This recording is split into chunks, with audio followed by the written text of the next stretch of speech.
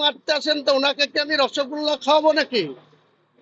উনি যখন মুসলিম এমএলএদের অসম্মান করবেন, মারতে যাবেন, বলবেন আছাড় মারবো বা ধরে রাস্তায় ফেলবো, তো ওনাকে রসগোল্লা খাওয়ানো হবে নাকি? ওনাকে যা জবাব দেওয়ার তাই দেওয়া হবে।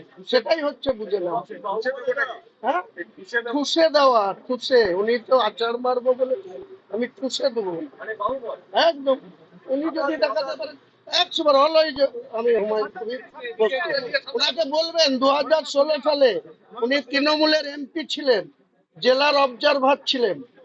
17ই জানুয়ারি 2016 রেজিনগরে গিয়েছিল মস্তানি দেখাতে, মস্তানি ওর ঘুচি গিয়েছিল।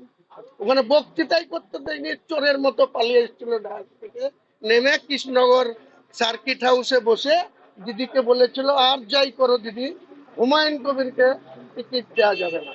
16তে তাই দিদি ওর কথা শুনে হুমায়ুন কবিরকে টিকিট দেয়নি, 4টে পেয়েছিল, 22-এর মধ্যে 4, 2016 সালে। আর 21-এ হুমায়ুন কবিরকে আবার টিকিট দিয়েছে, 22-এর মধ্যে 20। এটাই হচ্ছে হুমায়ুন কবির, এটাই হুমায়ুন কবির। কাজে শুভেন্দু অধিকারীর ওই ভয় দেখানোতে, চমকানো ধমকানোতে হুমায়ুন কবিরের মতো লোক কোনোদিন ভয় পাবে না। আগামী দিনে আমরা দেখাবো উনি কত বড় শক্তিশালী হয়েছেন। উনি একাই হিন্দু নন, মমতা ব্যানার্জিরা হিন্দু না, অভিষেক ব্যানার্জি হিন্দু না, এতগুলা এমএলএ আছে, আমাদের মাত্র 41টা এমএলএ মুসলিম 226-এর মধ্যে। তো উনি যখন মুসলিমদের এখানে পার্সোনাল অ্যাটাক করছে, তো ওনাকে আমরা ছেড়ে দেবো? উনিও কত বড় হিন্দু, আর ওনার পিছনে কটা এমএলএ ওনার হয়ে আমাদের সঙ্গে লড়তে পারে সেটা দেখা যাবে। এবারে তো বিধানসভায় আইএমআইএম ও লড়তে চলেছে, 40% মুসলিম রয়েছে জনসংখ্যায়, তারা আশাবাদী যে তারা জিতবে। মুসলিম ভোটে কি শাসকের বা টানাটানি করলো, ভাগ বসলো? দেখুন, আইএমএম অন্য রাজ্যে আছে, এই রাজ্যে তারা কখনো কখনো অনেক কথা বলে। 2021-এর আগেও অনেক গল্প শুনেছিলাম।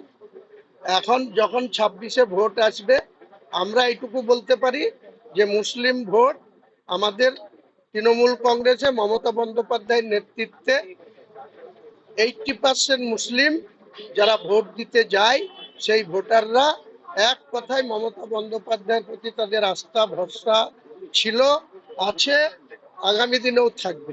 যত শুভেন্দু অধিকারী এরকম মুসলিম সম্প্রদায়কে আক্রমণ করবে, তত মমতা বন্দ্যোপাধ্যায়ের প্রতি আরো সমর্থন সুদৃঢ় হবে, শক্তিশালী হবে। তৃণমূল কংগ্রেসের মুসলিম ভোটের আরো বেশি ভোট ব্যাংক বাড়বে।